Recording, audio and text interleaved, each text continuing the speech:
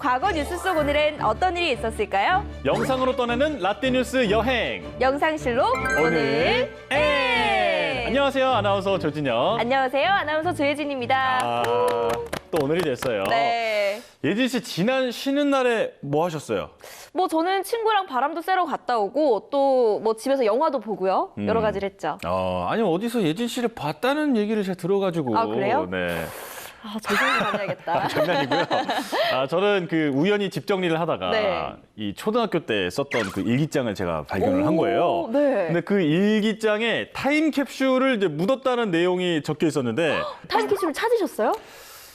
찾아야 되는데 네. 사실 그때 그 초등학교가 좀 뭔가 이게 건물이 새로 들어서면서 그 자리가 사라졌더라고요. 아이고야. 결국에는 다시 타임캡슐을 열어볼 수가 없게 됐습니다.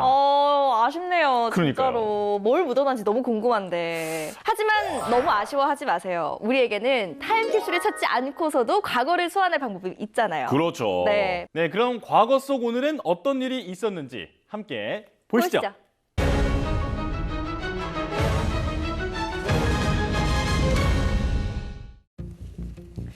1969년 3월 16일 자정이 지난 무렵 강원도 주문진 어선통제 경찰 초소에 6명의 무장 간첩이 나타났습니다.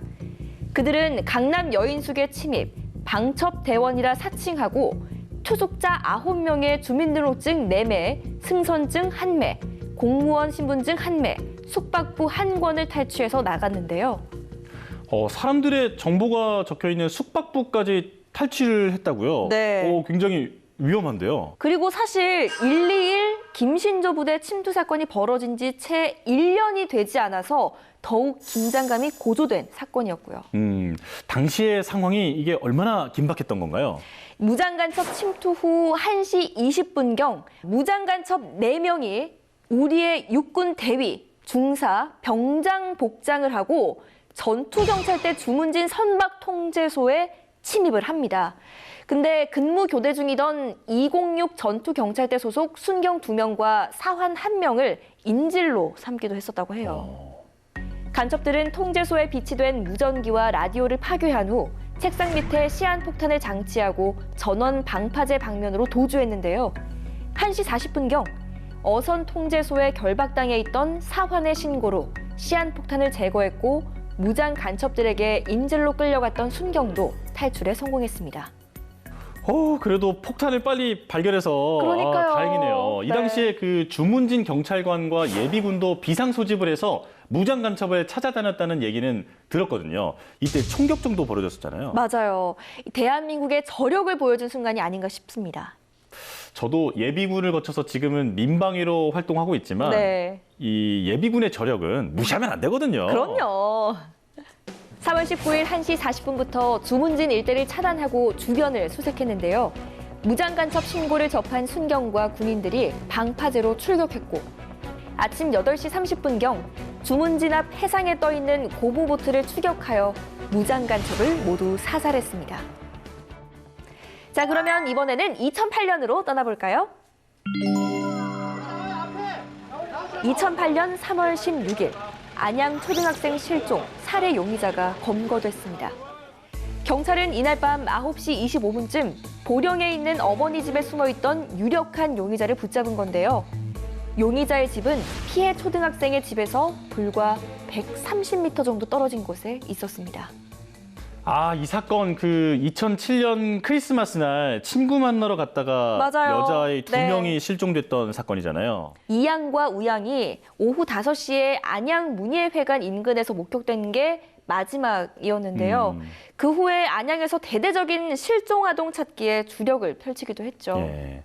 그게 마지막 모습이라고는 전혀 상상도 못했을 그 부모님과 가족의 맞아요. 심정은 정말 말로 다 표현을 못할 것 같은데 지금 봐도 가슴이 아프네요. 네. 처음에는 두 아이의 실종을 두고 납치나 교통사고 같은 다양한 가능성이 제기됐습니다. 또 학교 근처 산에서 조난당했을 가능성도 나왔는데요. 하지만 근처 산 일대에서 대대적인 수색 작업을 벌였지만 별다른 성과가 없었습니다. 그리고 실종 79일 만인 2008년 3월 11일 경기도 수원의 한 야산에서 여자 어린이 시신이 발견됐는데요. 국립과학수사연구소의 유전자 검사 결과 이 어린이는 실종된 이양이었습니다. 결국은 숨진 채로 발견이 됐는데 네. 이양이 발견됐고 이제 우양은 어떻게 됐나요? 3월 19일에 우양도 발견이 됐는데요. 군자천과 군자교의 토막낸 시신을 곳곳에 유기했던 것으로 밝혀졌어요. 이게 참 너무 충격적이라서 네. 무슨 말을 해야 될지 모르겠는데요. 도대체 이게 어떻게 이런 일이 일어날 수 있는 건지 믿기지가 않아요. 그러니까요. 지금 저희가 전해드리면서도 굉장히 마음이 아픈 그런 사건이 아닌가 싶네요. 안양 초등생 유괴 살인범은 2009년 2월 사형을 최종적으로 선고받았는데요. 하지만 사형 집행이 사실상 멈춘 상태라 실질적으로는 가석방 없는 무기징역수로 구치소에서 수감 중입니다.